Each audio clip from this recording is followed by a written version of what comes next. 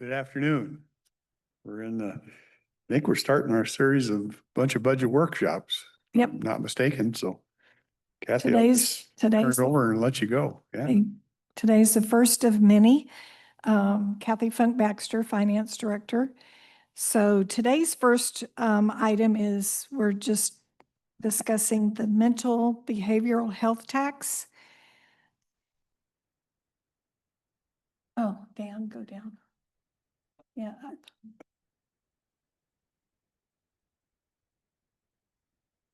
Well, wants to hang on to part of the page before. So just at a glance, we've projected, this is the tax that has been sunset. And so we have some remaining residual funds from that tax that had been collected for several years. And so we're projecting that at the end of 2025, we will have about $2.7 million left residual from that tax. And so that 2.7 is not sufficient to continue a full year of funding for all of the previous departments that have been funded from this tax. And we had preliminarily talked with the board about establishing how to use these funds for the next 2 years to fully expend them. And so the one area where we have a commitment or an obligation to perform the services for the jail, particularly for their medical contract. Most of this is their medical contract. It also is for 2 positions, 2 correctional officers, mental health solutions, MAT expansion, and MAT medication. It doesn't cover the full extent of those contracts. This is just covering a portion of those contracts because that medical contract is well over $2 million. So, so if we were to expend the funds on the jail for those purposes, we will completely exhaust these funds at the end of 2027. So And also, if that contract's over 2 million, these funds will be exhausted halfway through 2027. yeah, they in their general fund budget, they're covering the full contract, and then these funds are transferred in to their departmental budget to help supplement that particular cost. And this is what you're suggesting you give them each year. Right. Okay. Yeah, and to fully utilize the behavioral mental health tax funds. After that, it'll be another new biennium, and so these funds will be gone, diminished, and so a whole new. So this will end up being an obligation of the general fund fully after that period.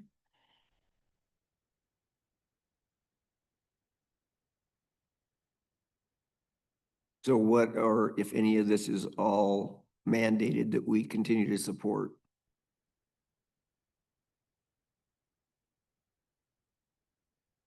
The only thing that I could determine that we have an obligation to provide the medical services for the jail, and as we have in the past. And this, I wanted to make sure you saw all the departments that were informed that these funds would no longer be available. So the clerk's office had 1 position that's fully loaded, the position benefits and other ancillary expenses. The drug court had several positions, that was $470,000. Mental health court, $164,000. Juvenile, $148,000. Public defender, this was interesting because it was pieces of about 3 or 4 positions. The prosecuting attorney, the same thing. It was pieces of several positions in their office. And then in the sheriff's office, it was 2 positions that were behavioral health related. Are you looking to be more granular, Commissioner? Pardon me? Are you looking a little more granular? I think the mandated are probably 2, 3, and 4 on the right. They probably don't tell you have to have 2 officers to administer it. Right. I was trying to decide how granular I want to get into this. Yeah, And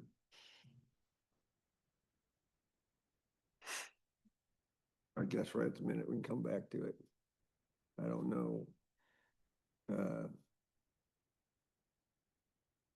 I guess, can we break it down any further than this? As to where those costs are? The 1.3 million is going.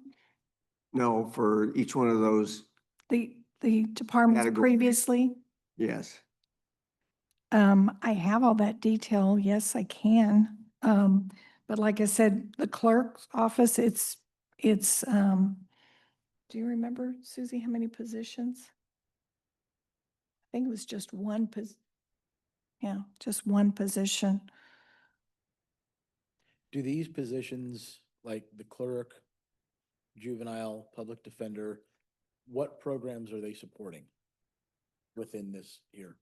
So I believe at one time when they started this tax, they looked at the positions and determined that those positions supported the purposes and the mission of the behavioral mental health tax. So drug court as a category for $470,000 obviously doesn't include the clerks and the cost of all these other, the public defender, prosecuting attorney, sheriff, et cetera, et cetera. So what all makes up drug court costs? It's several positions. That's It's purely employees? it's almost purely employees. I think there is a little bit of M&O in this one, maybe about $40,000 support for other materials and things, but it's predominantly positions and benefits. Almost all of these are. Okay. So is the drug court cost, is drug court reliant on any of those other positions? So in other words, can drug court exist without the clerks? I'm just throwing something out there. Yes.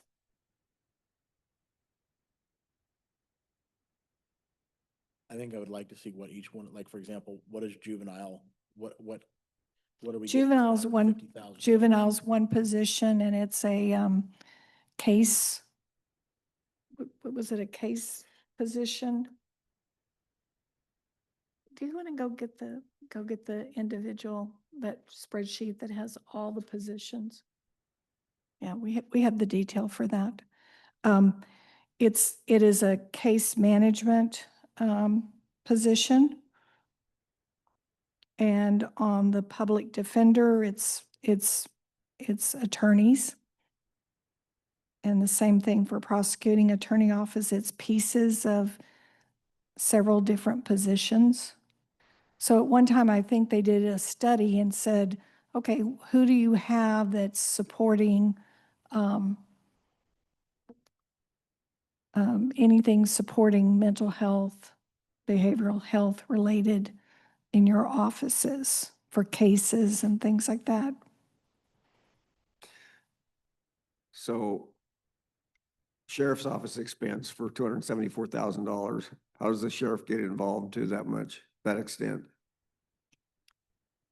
2 people. It's 2 people, it's 2 positions, and all the benefits associated with those 2 positions. And those are the behavioral health unit officers, correct? Yes. Yeah. Yep. And what? Okay. And just so you know, the clerks, some of these departments, the clerk's office, for example, when we go over personnel, they made the decision because we said, this fund's no longer available. You know, here's some alternatives, here's some things to think about. If you want to keep that particular position or need to keep that particular position or person, if you have another vacancy that you're willing to give up so that it can be fully funded by general fund, they did so. So the clerk's office gave up a vacant position in order to keep the person that had been paid off of behavioral health tax. So did juvenile. They gave up a position. I think it may have been in the probation area, but they gave up a position in order to keep the case manager. Are you talking about empty, open positions? Empty open positions. So we asked them to first look at open positions, and if they had any open, could they collapse those positions so that they could keep this particular position or person?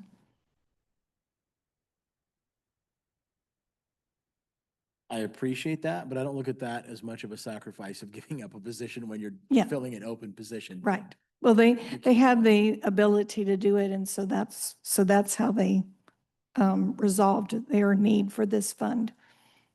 I agree, not everybody had that ability.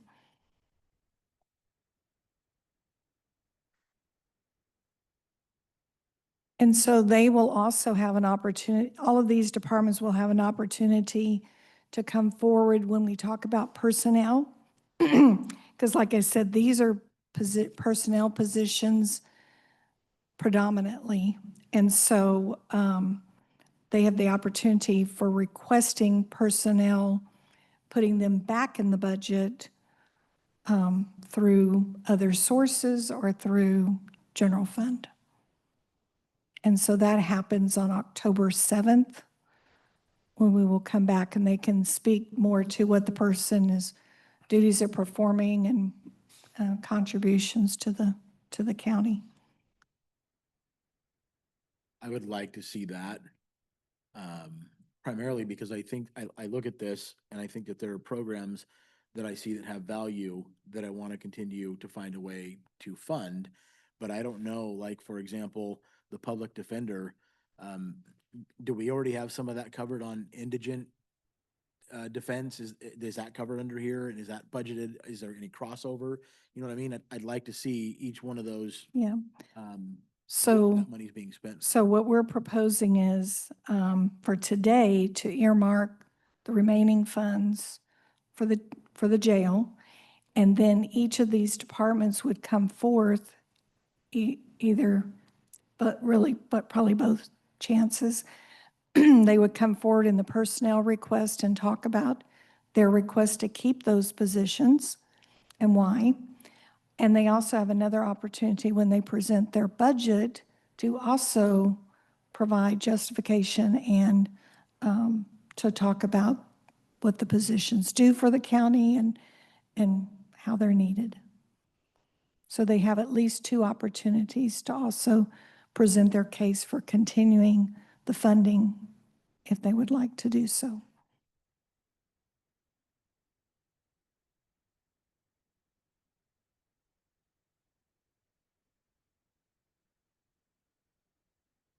And, um, Yeah, so just in big picture, we're talking about two departments, like I said, were able to collapse open positions. So before that, it was $1.6 million bottom line hit to the general fund to move these over to general fund. Clerk's office and juvenile resolved theirs. So that's about it's a little over 2.5 million, 250,000, sorry. So we're still talking about $1.4 million if all these departments submit their request to fund off of the general fund.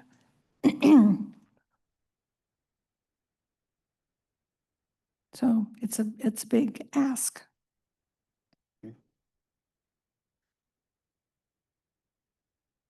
right. Before we move on, I know you don't have to come up, but I didn't want to, if you came over and you wanted to speak, you're certainly welcome to. I mean, I don't expect you to just be visitors. If you don't want to contribute, that's fine. Sheriff Brad Thurman. Yeah, I did want to come over and hear the conversation and just speak on behalf of our behavioral health unit. We have two workers. Originally, when we started this up back in 2023, we actually funded 4 people out of the program. But due to attrition and evaluating the program, we dropped it down to 2 folks, which we currently have. And the cost for going forward is about $254,000 a year for the 2. So we're going to be making that request, and I want to be here at this discussion too, just to hear the discussion and see if there's some alternative forms of financing to keep the program going. We think it's successful and a good resource, and it's kind of the big push across the country to have an alternative to a jail and taking people to the hospital, intervene, and hopefully keep them out of the system if we can. So that would be the, I guess, the ask, and we'll be back on the 30th with our general budget to discuss that. But if there's any options out there for funding for them, we'd appreciate it. I appreciate that, Brad. Because like I said, there's programs on here that I am interested in looking for and finding alternative sources of funding for. I'm not aware of what some of these other ones are, and I'm anticipating hearing from those departments with regards to their ask for this stuff. But I think that there's some of these programs bring value to our community, and I want to make sure that we do what we can to ensure that they continue. But some of them I don't know. I'm not aware of what some of these other ones provide, what they do. Thank you. Yep, thank you.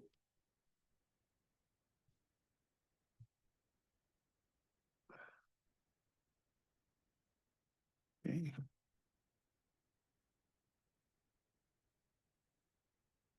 Nothing else? Move to the next. The next topic? Yeah. Okay, and so you have the details that you can see, the actual positions in that handout we just gave, that tie back to these numbers for each of the various departments. Thank you. Yeah, thank you. And if they're filled or vacant, I think we've also got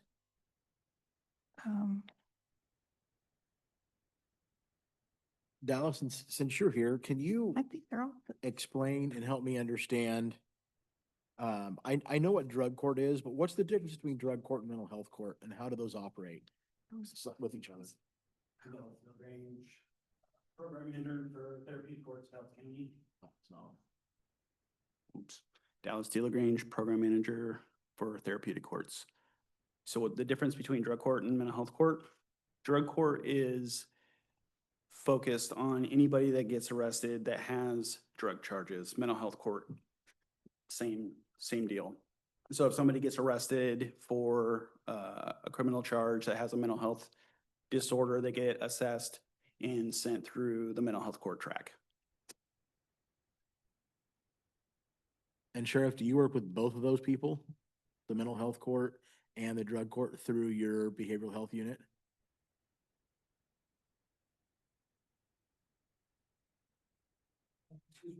Do you work, does your behavioral health unit work with both drug court and mental health court participants?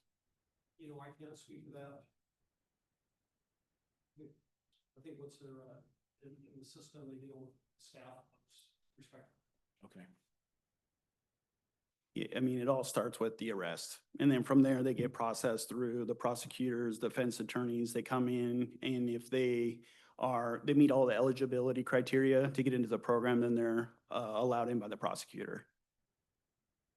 So you would know the answer to this. Are all of these line items particular and necessary for drug court? Well, we work with Office of Public Defense, prosecutors, the clerks, and I know that and I can't speak to each program, but I know that I think some of that money from the mental health sales tax goes into wages for the different people that work with our team. But I'm not for sure. yeah, I can't speak to who made the determination, but it was made many years ago, and they've just been carried through the budget, piece of this person, a piece of that person. As you can see, we tried to put down how much, what percentage of the FTE is paid off of the tax. In the OPD, for example, it's 0.48 of a clerk, court attorney. I don't know if that one's always the same one that works with those particular cases. So I don't know. So it is. It's usually we have one defense attorney and one prosecutor that is on our team. It is a state requirement that we have attorneys, judges, and everybody on the team available for when we go into open court, they got to be represented.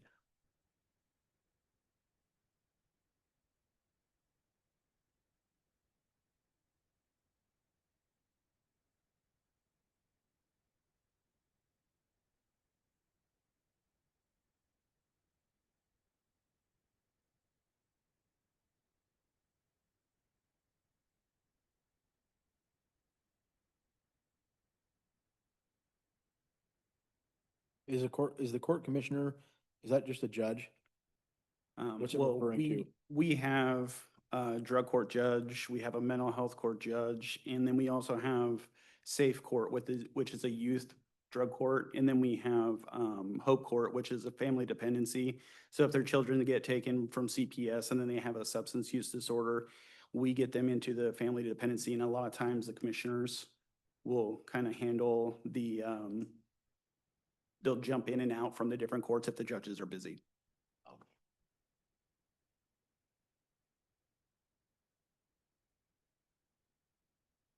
What role do the behavioral health units have in this?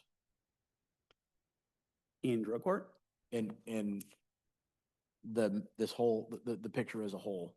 Well, the best way to look at it is all of this is like a legal intervention. So it's probably one of the best outcomes you can get with treatment and when there's legal intervention. So it starts with the arrest, the behavioral health unit. You know, there's a lot of times there's so much mental health and so much addiction in this county that, you know, they can send out their behavioral health unit to work with people rather than send out law enforcement. So it starts with the officers or the behavioral health unit, which then referrals come in from there because they either go into custody or they get into treatment services elsewhere outside of drug court. Sheriff, as a behavioral health unit officer, are they a deputy? Can they make arrests? No? Ross Basic Behavioral Health is, I guess, pre-arrest, that's legal, they're trying to keep people out of the system. Once, they're actually charged, deputies involved in criminal charges, it takes a separate track through, they qualify for drug court mental health. Okay. How do you quantify, you said it's one of the best. Where do you have data for that? Because I've asked for data on that for a couple of years and haven't seen any. Do you guys track data? How do we There has tell? been data collected for the drug court from the previous How it manager. compares to other counties that don't have them? What's that? How it compares to other counties that don't have a drug court, How it compares to other counties that don't have drug court? right? I don't have anything with me right now. I can give you, I mean, I've asked for that for 2 years now and never seen it, so I've done it myself, just plugging some numbers, and I don't really see any difference, but I'm just rough numbers. I'd be interested in data if you have that, how you compare to, I think at the time when I looked at it, Chelan didn't have a, drug court and they were similar sized and started to look at their costs and their issues. And I couldn't determine much different, but if you have data, I'd like to see it. I'm just trying to, you called it the best, so I want to know how you determine it's the best. well, our drug court program is looked at from many other counties in the state of Washington, and has been observed, and they take what we do here and have implemented it in different counties in Washington. So then our county must have some numbers that are much better than some other counties. So I can get you the information. I started here in this position 4 months ago. I can get you all the information that I possibly can from the last manager. Wow. Yeah, he didn't have much, but that's good. I just, when you throw out terms like that, I just want to know how you get to them, and because I've been having trouble getting to them. So if I'm having trouble getting to them, maybe you have a better If we're a avenue model, for it. if we're a model county, I mean, other counties must be looking at something that convinces them of that. We'd like to see it. Okay. I can reach out to AOC and get that information for you. Okay. How many agencies in town deal with drug problems? Well, there's a lot of behavioral health centers, Yeah. Okay. but what I can say with my history, so I'm also a licensed SUD clinician, so I've worked with drug addicts for the last 12 years. I'm also a licensed independent clinical social worker, so I've worked in mental health for the last 4. What I know on this topic is when there's court intervention, you have much better outcomes. When there's the risk of going to prison, losing your family, losing your kids, there is a much better outcome with treatment, with following through with services. Okay, again, I guess I come down to, there's gotta be some type of a foundation that you can base that statement on. Okay. I wanna see the foundation. I can Plus, get you, do they not have drug intervention in the jails too, right? what's that? The jails have programs, the prisons have programs for drug intervention. So this is pre-prison. Yeah, So I mean, I don't know much about the prison system in Washington other than, they might get services there. okay. Well, if you have data, that's great. When you start quantifying, then I'm interested in how we quantify it, so. So I think what I'm hearing on, for everything on this page is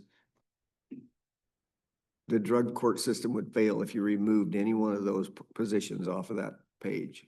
It would be incomplete, not functionable. Is that a fair statement? I cannot answer to the attorney's offices if they have the staff to still see and make it to the court systems. What I know from the drug court and mental health court and the juvenile, without the funding, we wouldn't have a program. That's interesting, because counties that don't have a drug court still have these other items. Obviously doing other things, right? Yeah. All right, Thank you. thank you. Thank you.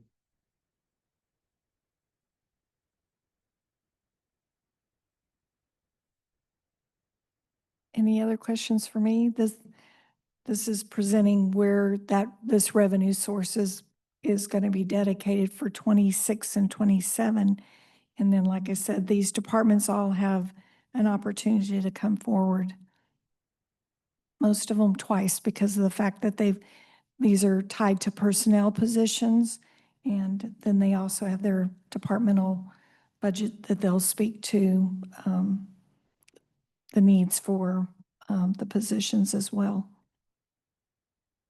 And I know for the public defender's office, they don't have any other source that they can go to. And like I said, it's pieces of people and they can't get rid of pieces of people. So they have their own, justification for that coming forward. So, as well as the prosecuting attorney's office, for example, 4% of Ryan, our PA, our prosecuting attorney, is paid off of this, has been in the past paid off of this source.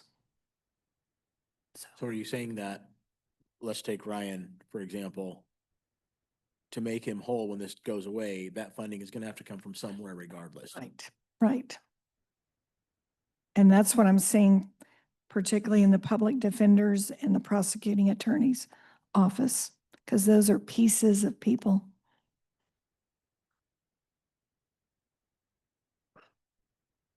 But they won't be doing those duties anymore.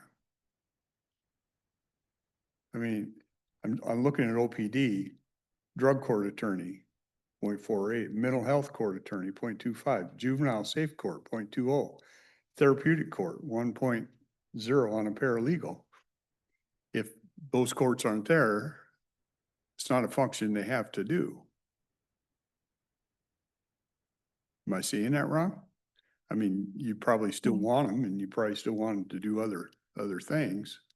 Yeah, I don't know if that, I don't know if the So I guess what I'm FTE is saying, correct yeah, either. if the one is gone, then is there any even legitimacy of being able to put those funds there? Cause they're not doing the services to it. Yeah. I'm not saying I have the answer. I'm just bringing up a question. Yeah.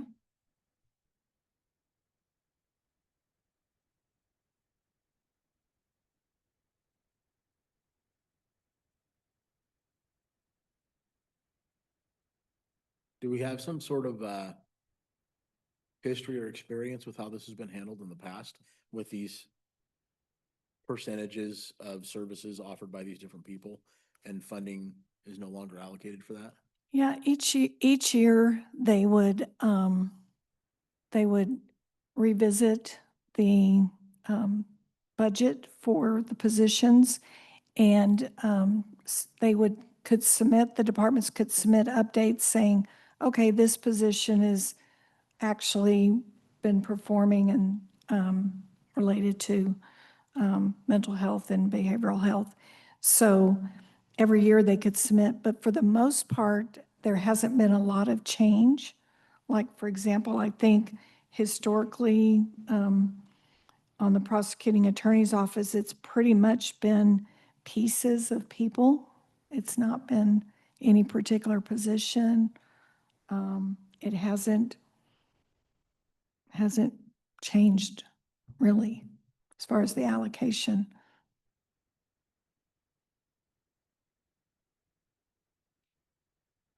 So the costs year over year have been pretty stable. Right, other than, of course, positions have received COLA increases, things like that. Okay. So the amounts change because of that, but the percentages hasn't changed as far as the allocation of this particular person, that particular person. As far as To the tax. time allocation and stuff is pretty stable. Right, Okay. right. And I think that's a good question. You don't know if they did it a couple years and it kind of came with this and they stayed there or they look at it each year. I don't, you Yeah. know. They had I don't- they had in the past, when the tax was still being collected and everything, they had the opportunity to look at who was performing and who should be allocated to this and make changes at that time. But they pretty much have all stayed within the same type of Pretty close. dollar amount of allocation. And is it fair to say that most of these employees that we're talking about, maybe with the exception of Ryan, are they union employees in these positions? No? No, probably. Yeah, no, most of your attorneys are exempt positions. Well,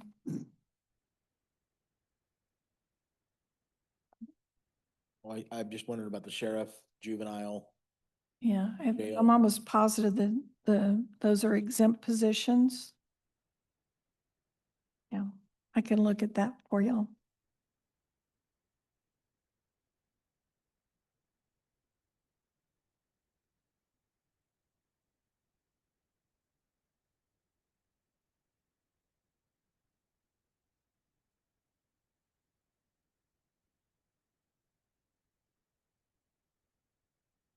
The correctional officers are union employees.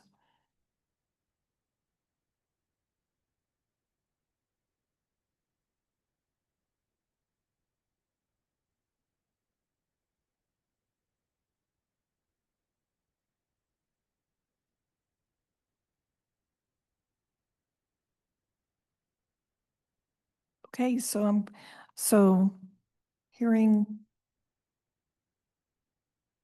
not asking me to change anything, that's why I'm presenting, making sure that this is what the direction we want to go on the budget. You still have other opportunities to tell me, no, change this, change that, based upon your decisions on the budget. But for now, I'm leaving the correctional, the jail, Because that one's to- mandated. right? It's mandated for those services to be provided.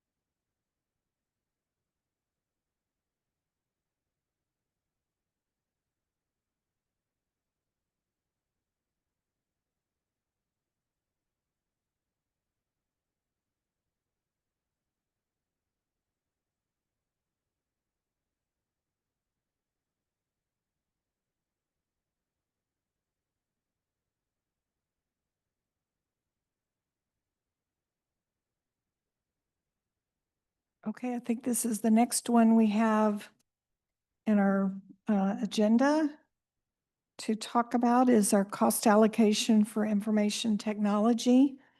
And Travis is here with me.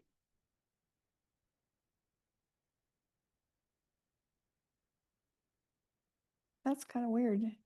It shows a big blank page.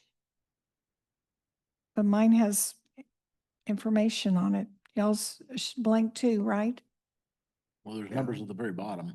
Yeah, but it's, okay, I don't know why it's not showing. We can see those numbers that are not showing up there at the bottom, but Yeah, that's it. one I think what they're you. missing is Oh, yeah, how Oh, they you- do the allocation. yeah. Is this, allocation process, did we adjust that? We tweaked that a little bit, didn't you, over the last couple This- years or not? This one, there hasn't been any major tweaks. There's been a couple other ones that we did some Okay. tweaks based upon comments that y'all made last year. Okay, And so for IT, it's basically go. oh, there it is. It was your magic touch. Okay, good. So for IT, it's basically has two major components to the allocation. 50% is based upon the department's desktop tablet, or laptop inventories, and 50% is based upon the FTEs. And just so you know, the number of devices that's in the allocation right now is about 653 devices. And then the number of FTEs in the allocation is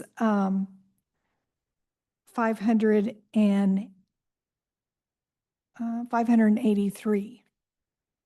So it's pretty even and on the FTEs and the devices. And then the billing includes an annual amount for capital replacements or for longer term assets. But we have made the decision, or we're proposing the decision, that for 26 and 27, we don't need to make an allocation because our reserve is sufficiently funded. Right now, reserve is sitting at a little bit over, I had written it down, a little bit over two point, oh, here it is, sorry. Our reserve is sitting at $3.9 million, and the cost to actually replace most major pieces of equipment is sitting at about 3.2 million right now in today's dollars. And then if I were to put some inflation factors on that, we would need about 3.7. So we actually have sufficient reserves set aside already, and we don't need to continue to put more reserves in. So we are recommending no contribution for the capital replacements for this year or for next year. So when you say replace most of that equipment, how much of it, we don't replace it all at once, obviously. No, we don't. So we do it in cycles. Okay. So, so for example, I know this year, Travis has put in the budget to potentially replace some of the virtual servers, some backup storage, things like that. Server infrastructure, so it's effectively servers and storage, and those are the two primary components. But, you know, those components are expensive. They're in excess of $500,000, you know, so it's not insignificant. Right. What, how do you define longer assets? I mean, what's the shelf life you look at when we're looking at replacement in your world, Travis? For physical hardware, it varies. It's kind of 3 to 7 years. 3 to 7 but- years, But depending on- most things are in the 5 and 7 year time frame. There's some a little shorter, some a little longer. One of the other things to add on to what Kathy said is one of the big unknowns in that number for reserve is PeopleSoft. It's unknown for how long we'll have PeopleSoft. The product that we replace PeopleSoft with could be an operational expense or it could be a capital expense. You know, when we acquired PeopleSoft, we invested significant money, millions, in the installation and integration of PeopleSoft, you know, more or less the replacement, in order to make that software package work. That's typical. When we go to a new product, we'll do the same thing. But then it could be a subscription model, kind of like your utility. You know, you pay a monthly bill, but if you stop paying, they cut off the service the next week or the next month. Or it could be more of a perpetual model, which is what we use today, where you pay a large upfront sum and then you just pay a 10 to 20% fee annually to maintain support for that product. So the amount we would need in a reserve, you know, is kind of factored, you know, is kind of hard to say, because if you need to pay upfront for a product that you're going to have for 10 or more years, you know, that could be a significant amount of money. So my point is there's multiple components like that. So the amount in reserve is really hard to know exactly what we'll need, because we don't know what product we're going to go to and what their licensing model is going to be. But in the industry, most products are going to a subscription model. You know, they all want you to owe them monthly and know that they're going to have recurring income monthly. And so that's kind of the trend where things are going. So to continue funding a large capital balance, you know, for future capital purchases doesn't have the same demand that it did in the past. Yeah. I've known some of the financial institutions change that model where they used to keep all the hardware and stuff themselves, and now the people that run, they just let them run it. Yeah. And they that have- transfers to software, transfers Well, to hardware. there's some advantages that if they're running it, then they already have set up backup sites and disaster recovery, and there's other things that kind of go with that. So I get why some move that way. With that subscription model, does that typically include replacing old hardware? It depends what we're talking about. Like, so I was addressing very specifically licensing. I think what Commissioner Dahl's addressing is probably more the infrastructure side or more hardware assets, because you can also move those to the cloud. And, you know, that could be broadly where you get servers in the cloud and you kind of use them remotely, just more or less somebody else's computer you get access to. Or it could be a software package in the cloud. You know, at one time we probably hosted email and had email on-prem here. And every bit of email that somebody would read or send would go through a server or central device here. It doesn't happen that way anymore. It doesn't need to, right? It goes from your laptop more or less directly to somebody's computer in the cloud. So we're already moving that way. That's the way the industry is moving. You become less reliant on things on-prem and more reliant on a network to get to and from. So that happens with software, but it happens with hardware. And we can go in both directions. That's kind of the way of the industry. It's kind of like leasing vehicles instead of buying vehicles. You know, another way to look at it in a more common vernacular.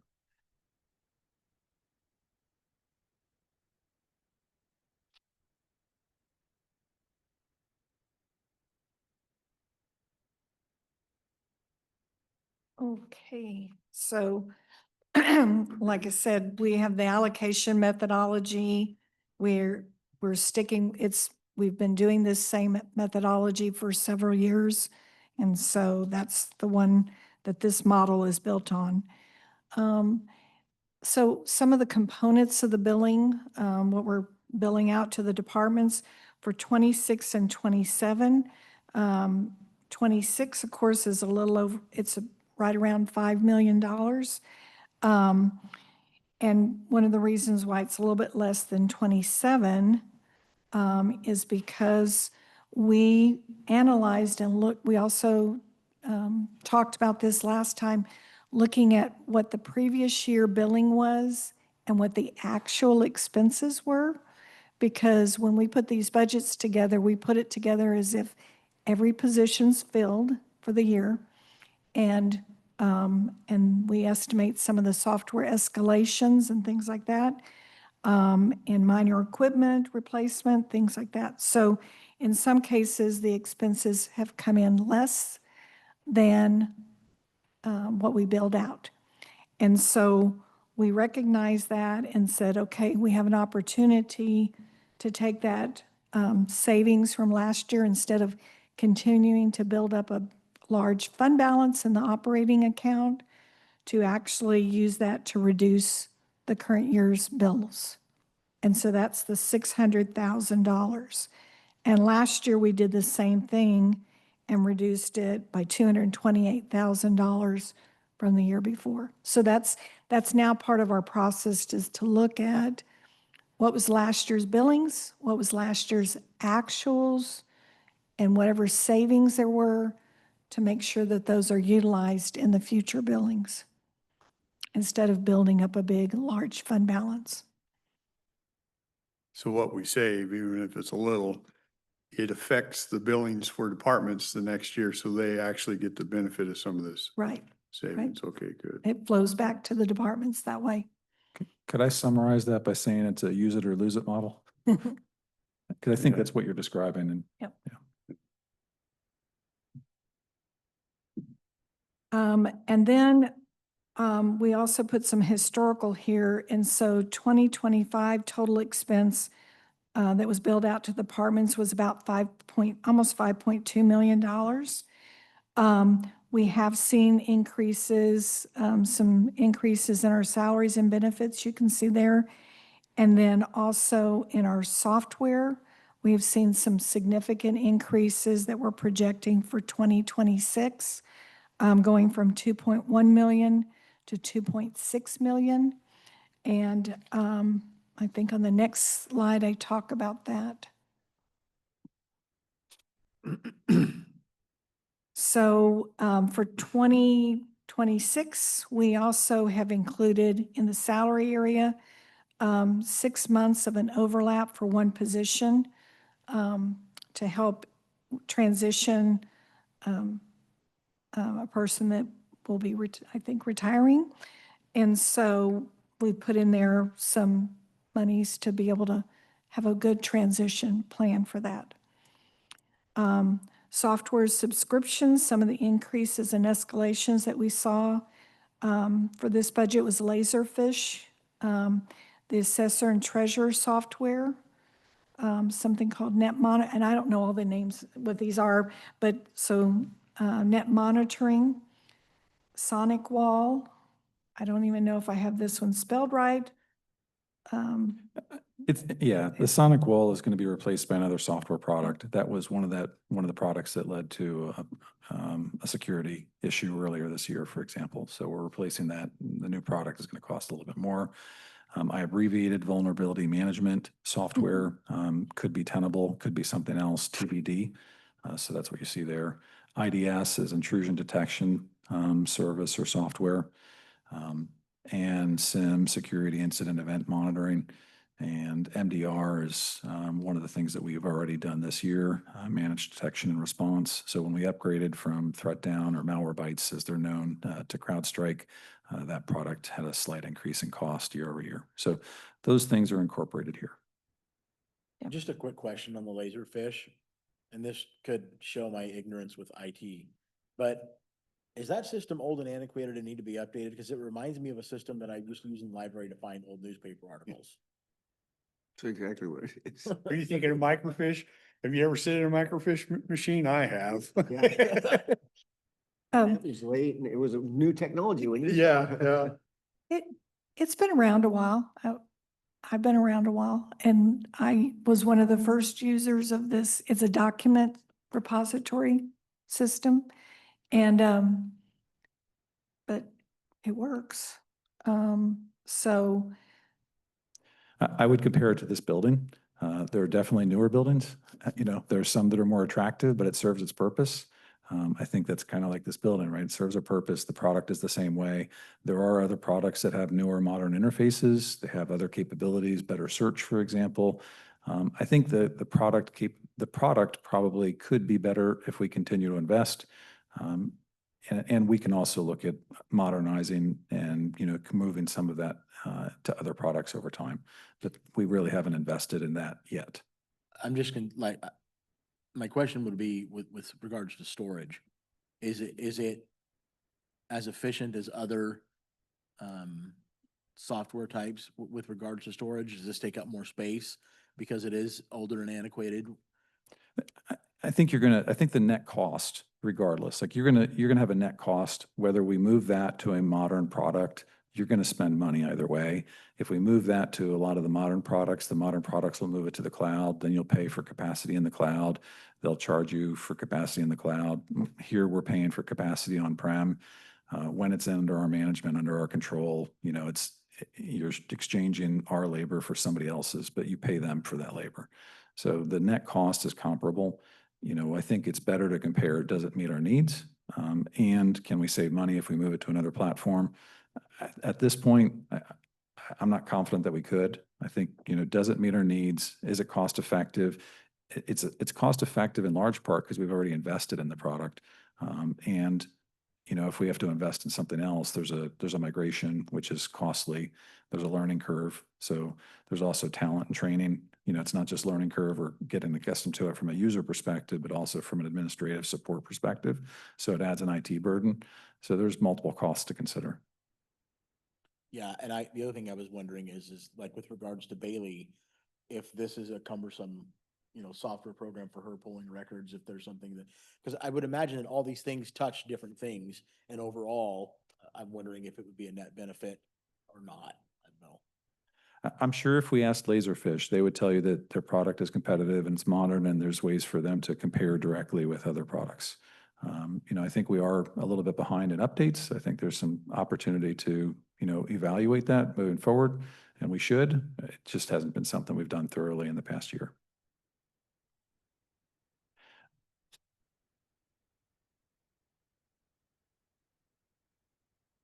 and then we also saw some increases in professional services. They're included in this budget to migrate email archives, PeopleSoft, things like that. So. Yeah, so the idea there is that we know that we're going to have to engage a PeopleSoft vendor. That was anticipated in part because we're reducing labor for staff, and that was anticipated. But then also for email, there's a consideration that we may consider leveraging a different service for spam filtering and email archiving, and the migration process would incur some cost. The net cost once we move the data is going to be probably comparable, but we know that we're going to have to invest in the migration process.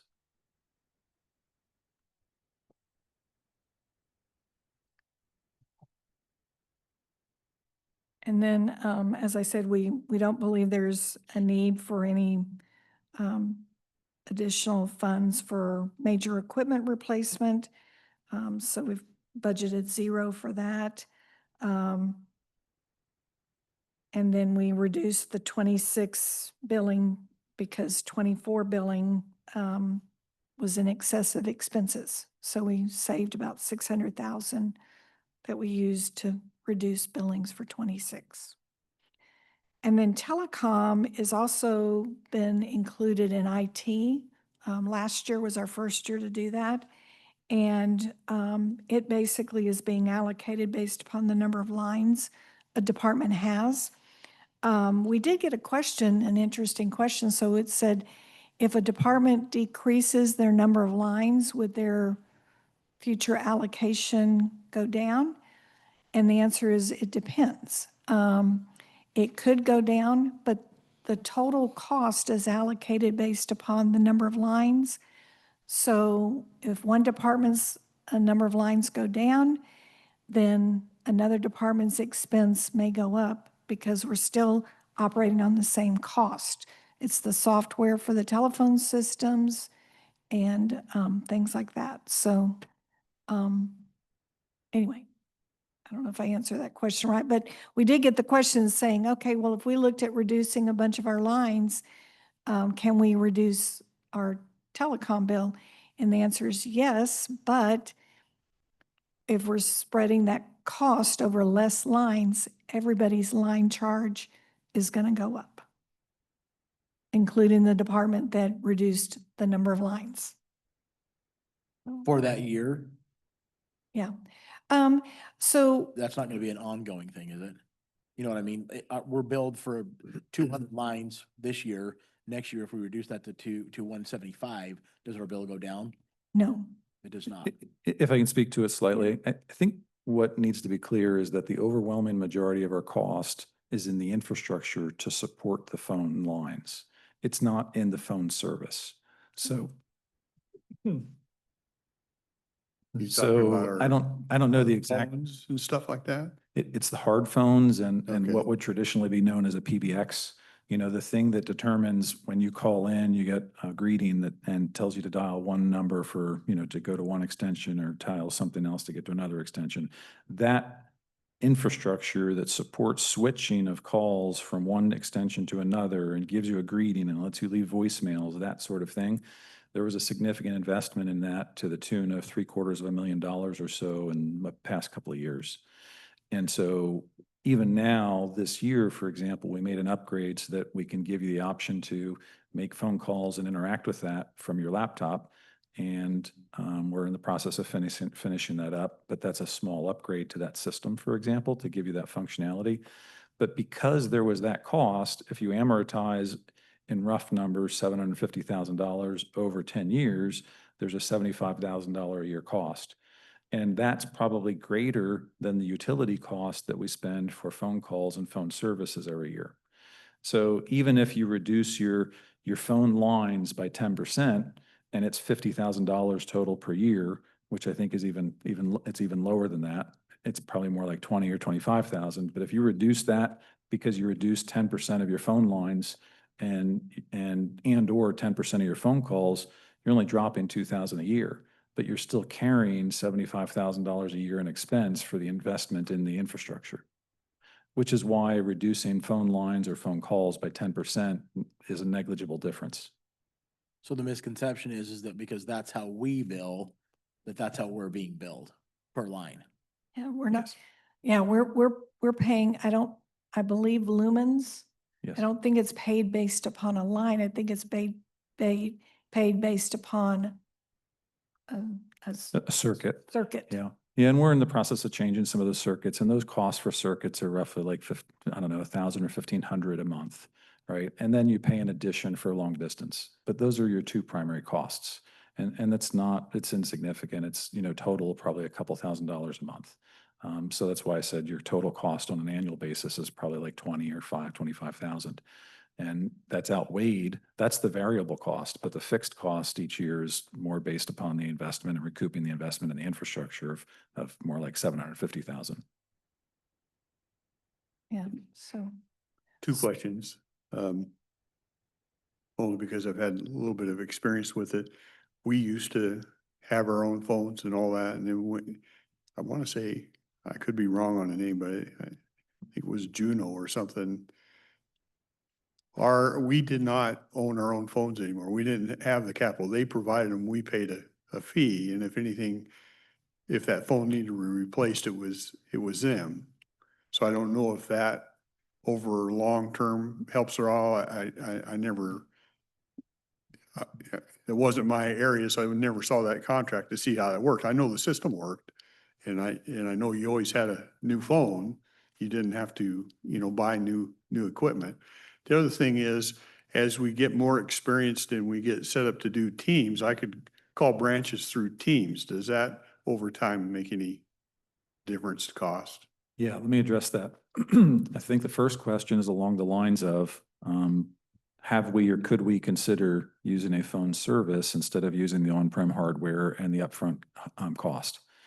That goes back to the discussion I had earlier, which is most vendors want us to move to a situation where we're paying them a subscription fee or a usage fee monthly or annually instead of investing in the infrastructure and paying up front. The challenge in this case is that we just recently made the investment, and that hardware lifespan is probably, and the software lifespan is probably 10 years. So, we made a $750,000, investment, which is that product is functional for 10 years. So at this point, to make that change wouldn't give us a net savings. Because our subscription costs would compensate for an investment in that infrastructure that's somebody else's hardware. Gotcha. And so at this But when point, that comes up again, like the other stuff, it's probably a good idea to look at both options. correct. And even now, like we have a Cisco product, that's who we, that's the hardware and the service, the software that we use. They now would recommend all companies and organizations move to their subscription model and their hosted model, where you don't use the on-prem product, that they would want you to use that as a service and they would offer to you as a service. So everybody's moving that direction, including Cisco, and this is just one example of what we discussed earlier. And they can provide you phone hardware, but you don't need phone hardware. And that goes to the point I made that we're actively in the process of moving to software that you can use to place phone calls from your laptop, and potentially, and likely even from a mobile device. So that will be the option. You'll install software. I've used that. I use it now when I'm working remotely. I've got a headset on and I can make a phone call as though I'm dialing from my work extension. If you call me, you can dial as though and I can pick up as you dial my work extension. So that capability is here. We're not quite finished to release it to all users, but that'll be coming in the following weeks, hopefully. So we're getting pretty close. And that'll be from your laptop, and then probably could be as few as, weeks later that we'll even consider that from other devices. But laptops first, that I'm confident in. So I think there was a second question, and could we use Teams? Yes, there is the possibility of using Teams. I don't know that we'll need to use Teams, because if you have the capability to do it with a different application on your phone, and it's just a different application than Teams on your phone or on your laptop, I don't know that you'll need to use Teams. And if we use Teams, it's now a subscription. Their cost per minute, their cost per call is going to be higher than what it would be to use the hardware and the investment that we already have. Yeah, unfortunately, I think that business model of billing is not only, it's becoming more and more prevalent in the IT world, but in the business world. Because from a business standpoint, if I'm gonna go build a business and I just get paid up front one time, I don't have a book of business to sell. When you get people on subscriptions, you just increase your EBITDA, because you can say, oh, I got these contracts for 10 years. Look at the guaranteed revenue that I'm gonna have coming in. And so we're gonna see that in a lot of areas moving forward as we deal with third-party vendors. Yeah. And we've been seeing it, and it'll just continue that trend. Exactly right. And then there's one Interesting. new item that's been added to the cost allocation for IT, and that's related to panic buttons. So we started seeing some requests for panic buttons in the last couple of years. And so IT has taken over the cost of installing those, upfront cost. And so then we've developed a methodology for IT to be able to recoup those prior year expenses over a longer period of time. And we picked 10 years for the panic buttons. And so it's a very small amount. It's in the budget. I think we have $1,324 for the whole year related to panic buttons that have been installed in the last couple of years. So, How many do we have out there? Just out Oh. of curiosity. Dozens. yeah. Dozens? Yeah, okay. Dozens. And we didn't go back to any old ones. We just said from this point forward, making it easier for the departments, they would call IT to get the services installed and delivered, and then we bill them after the fact. are those, easy when we had those, when they're looking at, I don't even know what you want to call them, those little machines where if you hit somebody who's having a problem, you could pull the machine out, heart attack machine. Yeah. And they went around. AEDs. And and they were updating them because some of them were on older software or somebody, you know what I mean? Are these all consistent? They took it and did it centralized because some units were getting them themselves and they were different units than other places were getting. Not yet. Okay. We'd like to get there, but one of the immediate needs was addressing some very specific departments and their needs. And it was difficult to figure out funding because the precedent for what was done in the past was unclear. So the first thing we wanted to do is solve the immediate, how do we make sure that when a department has a real need, that we have a way to determine how to fund it? So that's what we've taken care of.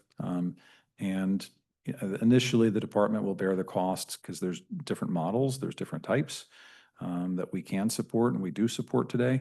So over time, we can probably standardize and figure out how to make that a little bit easier to support and how to tie them into have less things to support, less models, but we're not there yet. Okay. I think you and Arn found our panic button, didn't you? Yeah. And that's it for the, how the IT cost allocations are created and, divvied up and charged to the departments. And then this is internal services. So what happens is the departments are billed in January every year for the services of the department. So they pay in advance for the services for the year.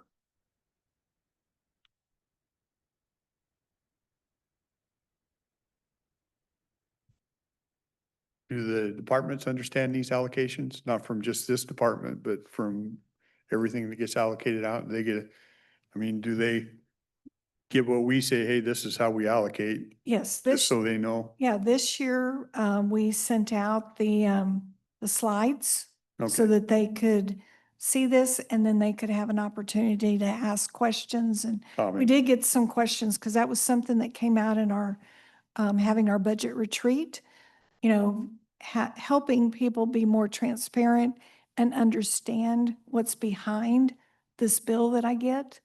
So we did that. We provide the presentation and the methodology to help them. Are those based on the number of devices per department or purely that, or in addition to? It's 50/50.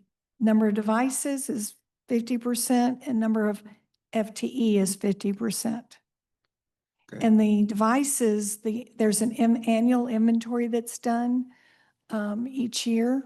And so it's usually done in the summer, which is too late for this cost allocation. So we're usually about 1 year behind on the inventory numbers, but they don't fluctuate that much.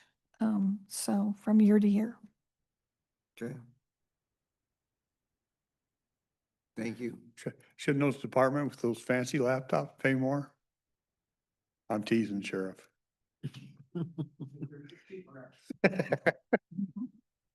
Sure, they last longer, right? Maybe not. Yeah.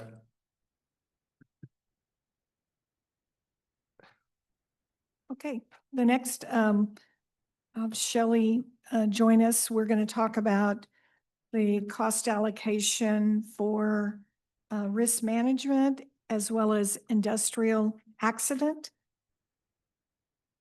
This one's scary. Yeah. So you want me to try to pull mine up? Oh, you're just going to do it for me. Okay. The magic. So the cost allocation for our risk insurance, that we're going to do that one first.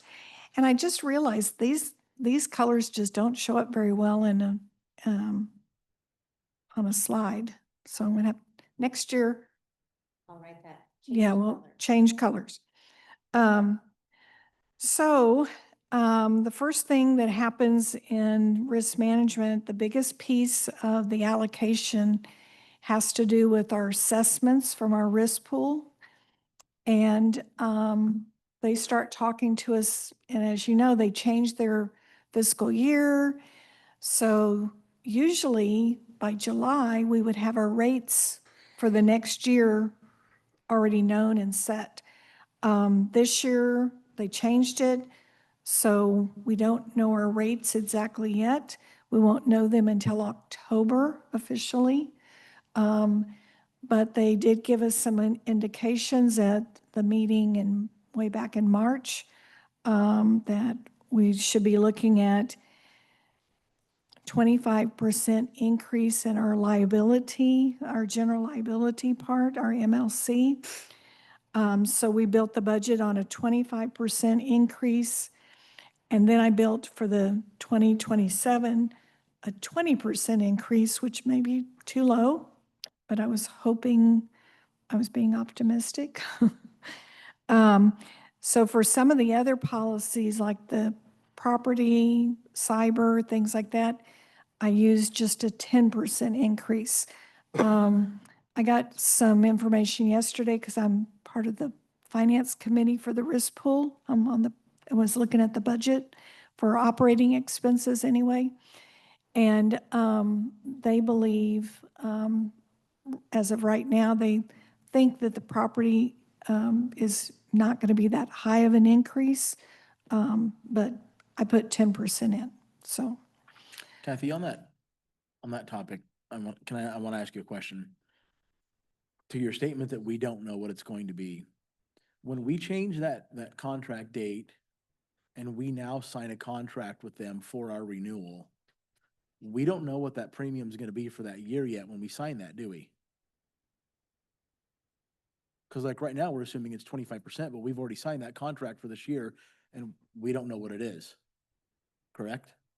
Right, I don't think did we sign a contract yet? No, we haven't signed anything yet, but no, we're giving general percentages of general increases, but no specifics that I've seen. Yeah, I don't think we're gonna know what the specifics are even when we sign the contract, because they have, 90 to 120 days before we know what the premiums are? yeah. They're telling us that in October, when we have our board meeting, Yeah. that we will have quotes in Good. for our numbers, because they're effective January 1. So I think that's where the 120 20 days days. comes, is that they are getting a proposal dated October 1 that's effective January 1. But we've already signed that for 2026, haven't we? No, we haven't signed anything yet. Okay, Mhm. good. Yeah. So, yeah, so I can tell you that for all of the, Just to clarify, so just if we get the quotes in October, we're not committed. If we really don't like them, we have 2 months or 2.5 months to try and do something, right? Not really. We have a year, we're committed, we have to give them 1 year notice. So we would Okay, be so- committed for 1 additional year and then we could opt out. So we may not have signed the contract, but to Commissioner Rader's point, we are, committed. under the current contract, Yeah. right, And we don't know we don't know that it's gonna be Right. 25%. Yeah. right, That's, okay. yeah, Yeah. yeah, Right. it's a bit scary. yeah, Not knowing, and we're using 25%, and 25%, it's a huge jump. It's like from 1.9 for MLC Look at to the two yeah. $2.5 million. Yeah. From 2023 to projected 2027, it's doubled. It's 100% increase. Yep. Those are deductible. Crazy, just crazy. Yeah. And that was the other thing. I think they're going to change the deductible, right? Okay. So, so with the best knowledge that we have, we've prepared a budget, and so risk management, we have property that we allocate. The two biggest pieces of our insurance is the general liability and the property. So basically, we allocate those costs based upon labor hours for a department. So if you have a department that has a larger number of employees, you're going to have a larger number of labor hours, and you're going to be allocated a larger percentage of the general liability policy, for example. The property, we allocate all to facilities, but we allocate it based upon square feet of particular buildings.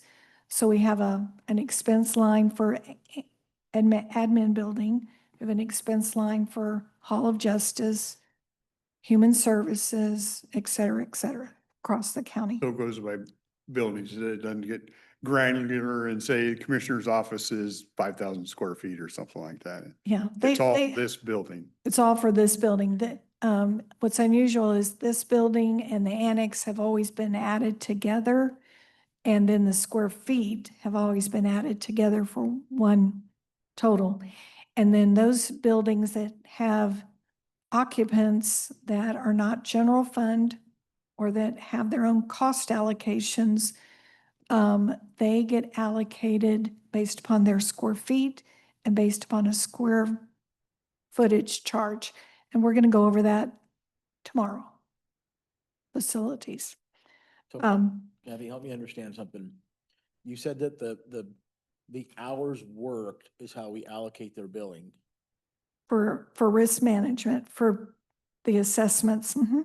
So do we take into account the fact that Public Works and the Sheriff's Department are riskier than the attorneys that are working the same amount of hours? We do not for risk management. For industrial accident, for workers' comp, we do exactly that. We take into consideration the hours and what risk class that employee in the office is. Okay, so that's a different category that we're talking about. then. Yeah, Okay. yeah. But we run a query. We start with the query that says, okay, give me all the labor hours for prosecuting attorney's office. Give me all the labor hours for the sheriff's office. Things like that, so.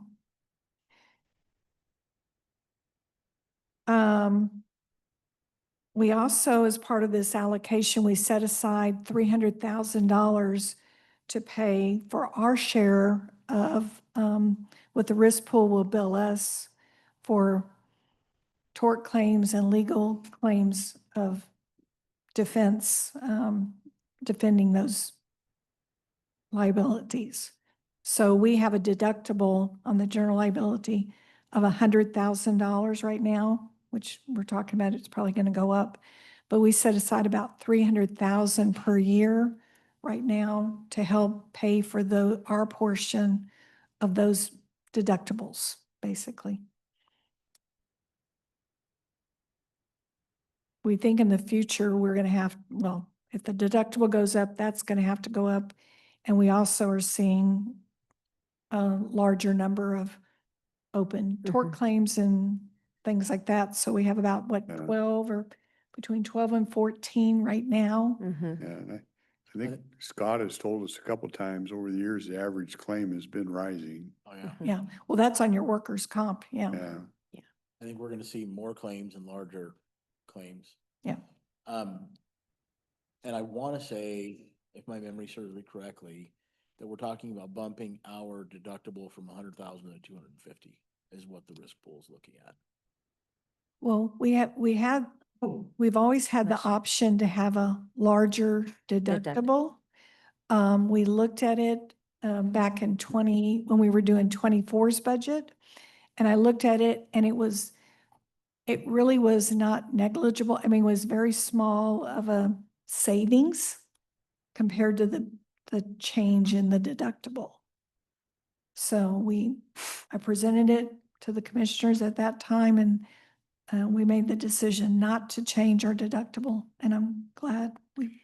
They don't give you much of a break in fee by taking a larger No. deductible. No, And I think I think it's gonna be minimum 250. yeah, I think It's not- you're right. It's not good.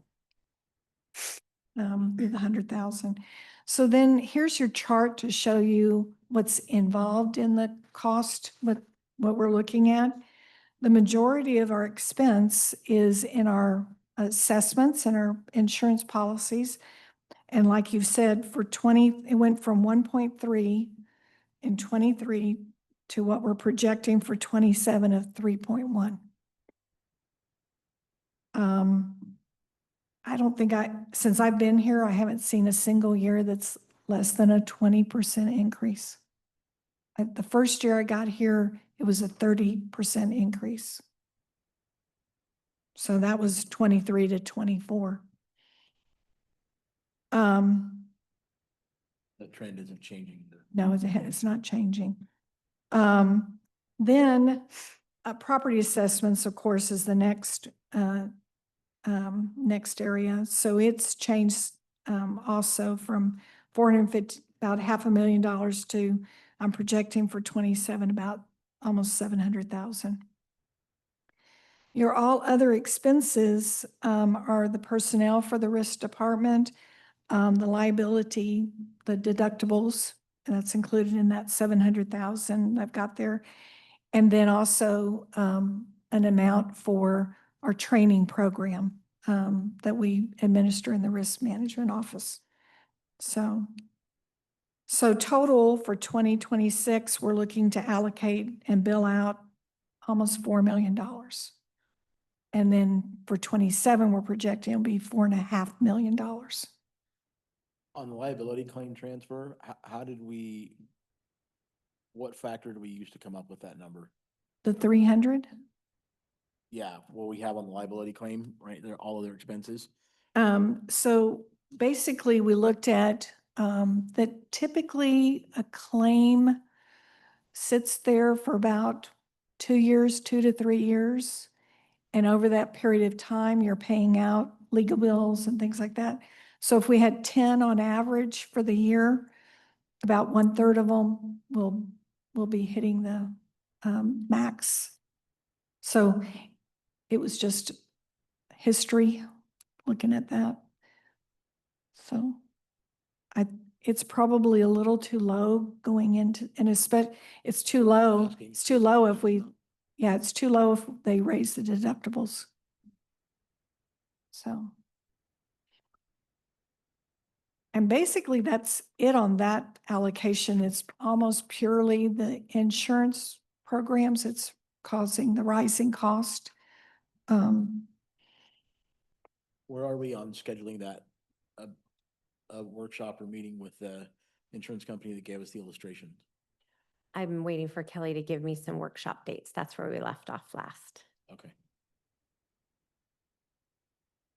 I think it's litigation costs that are driving the costs up. And then Yeah. the insurance is there to pay for it. It's hard to even Crazy. find brokers that will bid insurance for municipalities. I know a lot of the other counties in the risk pool have sought and not been successful. Well, I yeah. look at that and I don't know what their history is. But I would say our history's got to be pretty good and pretty competitive to get, if we can get somebody to bid on what we've got. And if we do have brokers that are willing to bid on our municipality, then that tells me we're probably overpaying at the risk pool.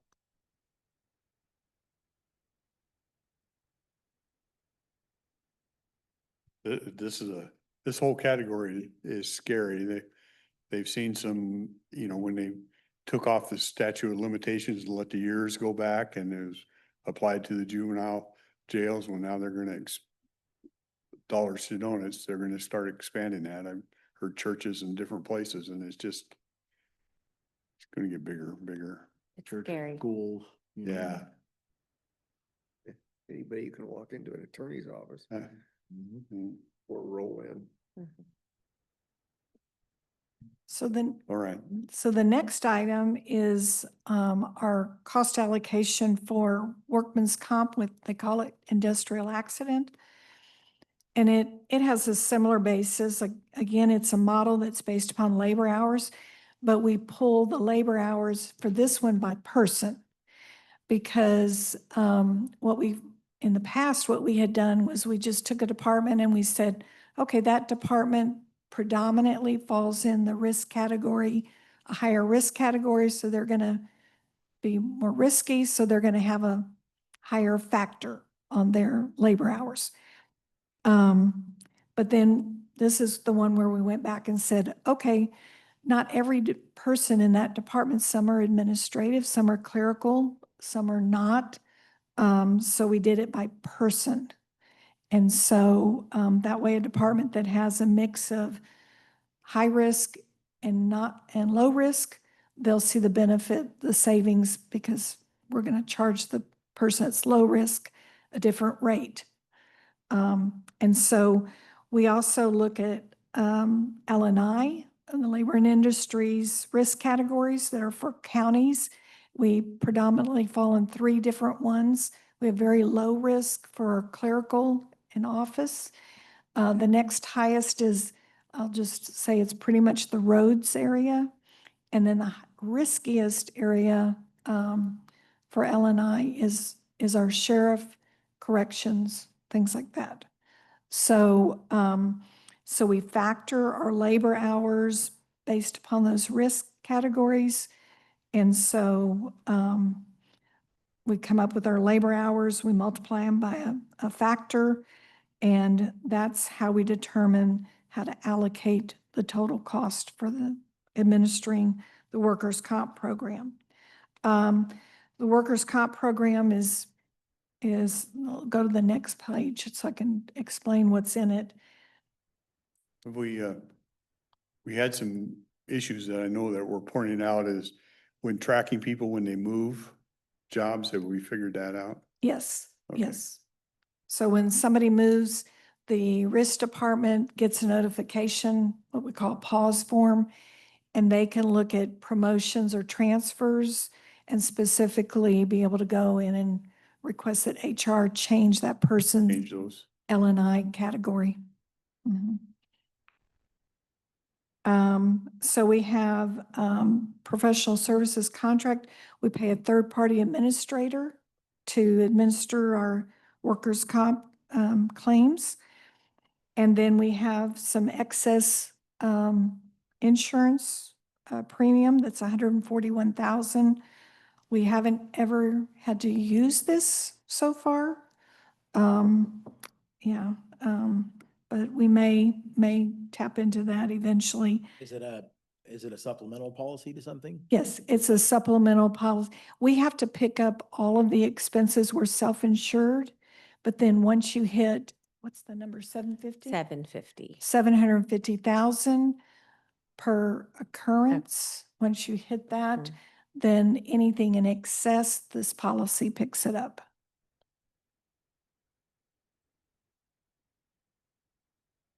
So it's Not it's per more for occurrence. catastrophic. So it's not based on a per occurrence basis, it's based on the dollar amount once we hit it. Yeah, and per And per occurrence. occurrence. Oh, Both. Yeah. But the good news is in in a year, we have never paid out $750,000 in claims. You can see that down there under active claims. So, we have, and then we also pay, Labor and Industries a quarterly assessment. It's based upon our total payroll and also based upon our hours worked. So they too bill us based upon hours worked and the categories. Kathy, on that insurance, that supplemental policy, what's the face amount that that we're paying for that? It's we're estimating 141,000. That's what we're paying for it, right? Right. What's the amount of insurance we're paying for that policy? Anything above and beyond it? It doesn't matter. There's no cap to it? Above and beyond 750? Yeah, Yes. Is there a there's no cap? cap to it. I don't know of a cap. I can ask our Everly Vivian. Yeah. I think there is a cap. I would be really surprised if there wasn't. I think it's at 2 million. Is it 2 million? That does sound Yeah, familiar. I think I it's a can 2 confirm million the cap. though. And then we have some other small charges that go in this account. And then the next, by far, the actual largest expense for workman's comp is our actual claims per employee for medical lost time. And so we're budgeting, we took a big jump from 24 to 25 when we did the budget. And that's because we were starting to see an increase per claim. And I'm being conservative here, but we didn't take a big jump for the next couple of years. We left it pretty much at the same rate per claim. And just, hoping that we'll work these claims and be able to close them as quickly as possible and be on top of them. So for 2025, I was looking at it just to see, are we going to be okay for this year? We're going to hit that 450 mark. I think we're going to come in a little bit less than the 450, but it's going to be close because we've had several claims in the last couple of weeks. So How often do we reevaluate these supplemental policies like this one right here? I don't know maybe it's annually, I want to say. yeah, isn't this through our broker? Mhm. This is through our broker. So And the reason I'm asking is how close do we get to that 750? Because if we only get to 200,000, maybe we want to look at. well, what we're- we have two cases. We have two cases that we are pretty sure in the lifetime of those payments that we're going to get there. Mhm. Yeah, one is a death. And so we're paying out a Pension. they call it pension. Mhm. And so we pay out on that one quarterly. So, yeah, there's two potential that will be able to jump to this policy in the future, not anytime soon, but in the future. And with the cost of medical expenses going up, I 750 is not that big a number these days anymore. Having said we never hit it. I'm wondering Yeah. what number, where we're at. Just, and to also make sure that we are reevaluating it to see if we're overpaying or if it's going to meet our needs. Yeah, I think the last time we looked at that, one of those claims was in the $400,000 Yes. range already. Yeah, it was 495. Year to Because we were date. close to $500,000. Yeah. And then there was another one, it wasn't It was that related, large, but- but it was in the 300 range. And so we thought, we inquired to determine, would both of those be the same incident? Because they were related, but then they looked at it, they evaluated it, and they said, our broker got with us and said, no, these are considered two incidents, even though they were The aftermath of one incident, one but they incident. coded them as two separate claims. Yeah. So anyway, so we're looking at about 700, almost 800, approaching 800,000 a year for workers' comp administration and claims that we are paying out. And I'll have to tell you that when I look at the L&I rates, if we weren't self-insured, we would be paying twice this amount. Hmm. So going self-insured was an appropriate thing to do on this because we're saving the county money.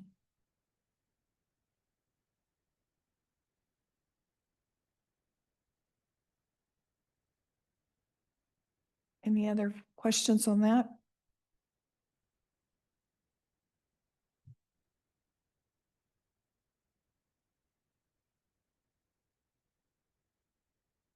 Okay. Thank you.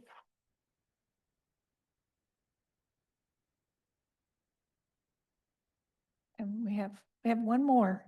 We have Troy here. And this one you've already heard about, so hopefully this will go pretty smooth, but since it's in the budget as a cost allocation, just wanted to make sure we went over it as well.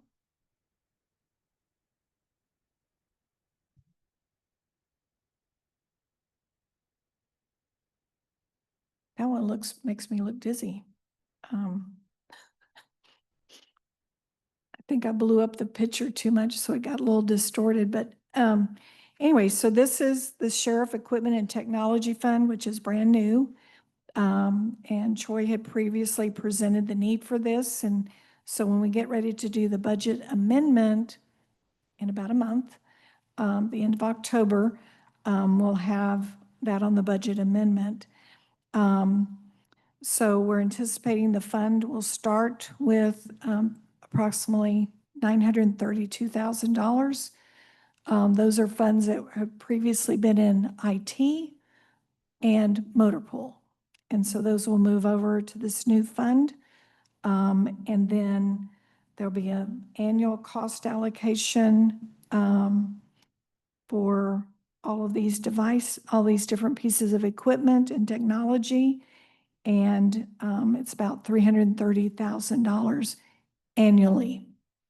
So that's an expense to the general fund and to the just to the sheriff's department.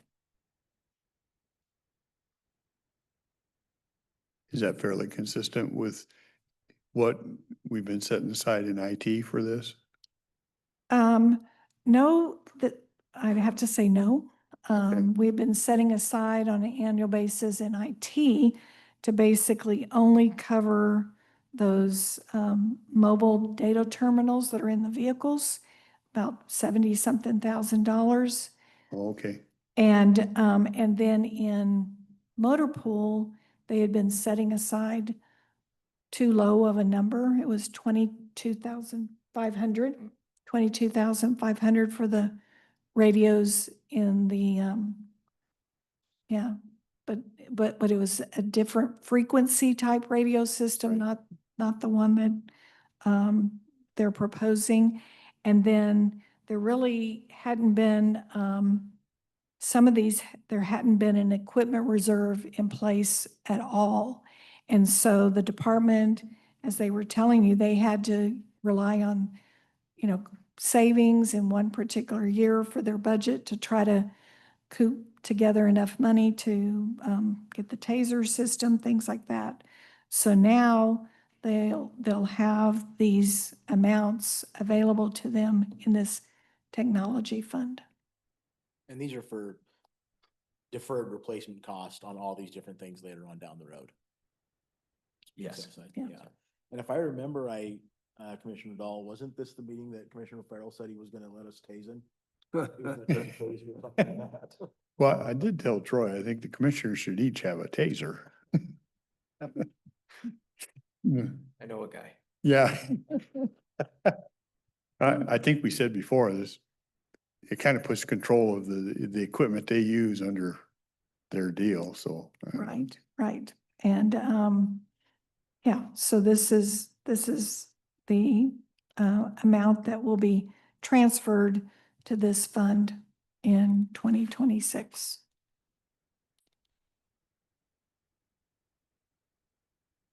And then on an annual basis, they'll bring this forward during the cost allocations to make sure y'all have a chance to see Yeah, the utilization of the funds and the balance and everything like that.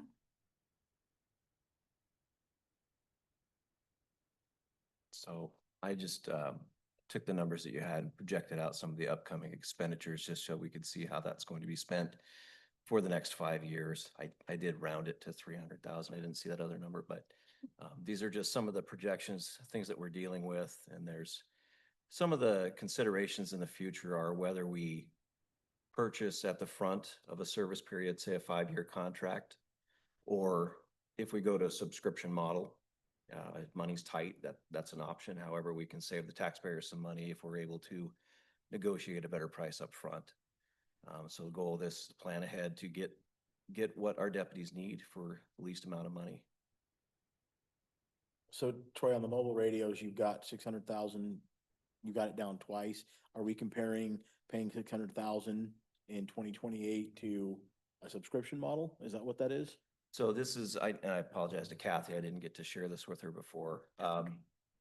So in projecting this out, the mechanism that we had in place for mobile radios, which are the ones in the cars, would be to increase the vehicle build budget. But with this fund, with the money that, now that I've got the numbers of the money we saved on different mobile data terminal replacements and some of the other savings that we've had, we can include the funding for the vehicles as well. And then we don't have to come back and ask for that vehicle budget increase. So this puts it away now. I think that's a, you know, the original plan would be as we replace each car to increase by that amount, the build budget going forward. But I think this would be a great way to deal with it. This is, you know, a good surprise to see how much we've saved on other projects over the years. And then we don't have to come back and ask for more money later. So those are both the same thing? No, They are portables two are different ones? these. Portable radios are the ones we carry on our persons. Mobile. The mobile radios are in the vehicles. Cars, okay. Yeah, So it just happens that they're both the same price. yeah. The other item that I did update on here is our digital forensics program. I had estimated that our software was 5,000 a year. It is 25,000 a year. So we spend about 5,000 in hardware on that machine and those programs. And just with the digital forensic software that we're using, these cybercrime type cases or internet crimes against children, we deal with a lot of that. It's very important software, but it is expensive. So I updated that to reflect current costs. Aren't we, I don't think, not every sheriff office has that. Am I correct in that? Or is Most have some version of it. some version of it? Sometimes if they're trying to, what we did, we got some, I believe it was some grant money to start this. And we have maintained this, it's about a 2 cubic foot square computer Yeah, over the years. And we have been able to keep it going by just updating hardware rather than buying all new systems. But if you try to run these programs on just a standard computer, it's going to take probably months per case when you're getting multiple cases per month. So we have to have something with more capabilities. It also has to be firewalled so that it's not touching any county servers. It has to be a forensic environment. We have to make sure that it's not making any copies to any libraries. We do not want prohibited materials ending up on county servers or things like that. So it's delicate work, but we've got a good system in place, and we're just maintaining that system rather than looking to replace it. We're just keeping it updated as we go. do we, or something in my mind tells me we help other agencies when they need it with that. So We do. So we can recoup a little bit of cost that way. Yeah, the other, so Longview and Kelso, I believe both have their own systems now.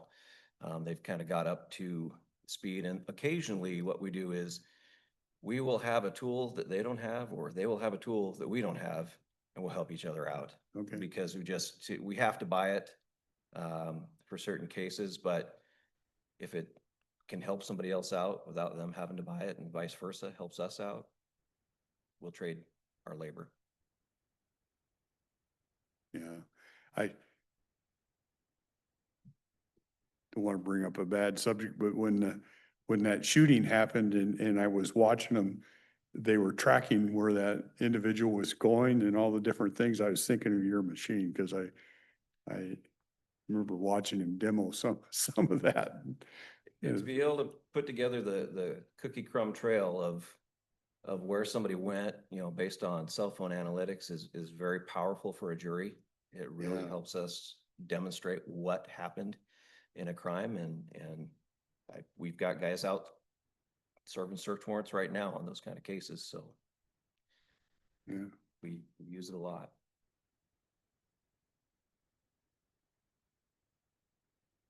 When we do upgrades on radio systems, do we always make sure we still maintain some way to transfer information from county to county if a chase transfers to another county? Do we keep that communication line somewhere? So we have back-end communications, which sometimes can just be phone calls between dispatchers in different counties. The problem that we have is we don't have radio interoperability. with neighboring counties. It's always been an issue. We're in a tough county for getting a signal through from here to there with all the hills. Clark County has flatter areas. They've got a digital system, but what we're going to try to update to would be able to do all of the available bands.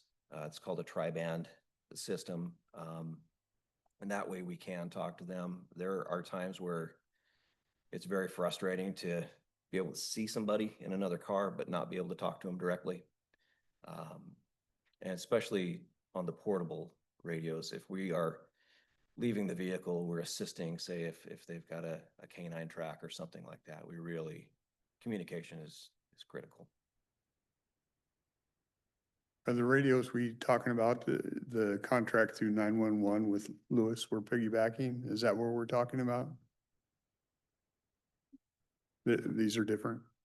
We have to buy our own portables and car radios. And dispatch just does the kind of the network. Okay. All right.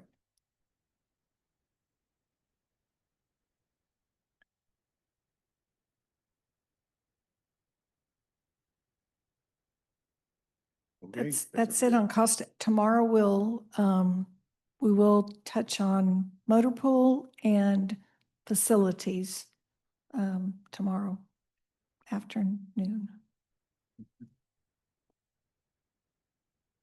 As well as some other departments are coming Yeah, I in. thought I saw building and planning and the treasure. Yes, you have, building and planning coming. We have treasurer's office coming, and we also have, museum. Yeah, Joseph. So the white gloves are coming now. They do a great job over there, right? Yeah, and he is definitely the right Yeah. man for that Yeah. job. Yeah, He is. so. I don't know that some- I don't know that he's gonna bring his white gloves again. I know. I saw somebody, and I assume it's somebody from facilities was out. Remember, he showed that graffiti mark on they were out cleaning it when I was coming back in. Yeah, so you have three departments coming, and we'll go over the motor pool budget as well as its cost allocation, and we'll go over facilities allocation, so you have that as well. And that's the one that we've gotten a lot of questions on, facilities, and because recently, like I said, that we've updated some of the data that stood behind it and brought it up to date. And so we've gotten a lot of questions, but Okay, we have all the information to be able to share with people as well, how that's calculated and how it's derived. Yeah. We trying to be very transparent. And it'll be a good conversation to have with them to let them know that we're gonna make our best attempt to be more responsible with making sure that we're up to date on those rates and how that's done. Right, right. Are there any other questions about cost allocations?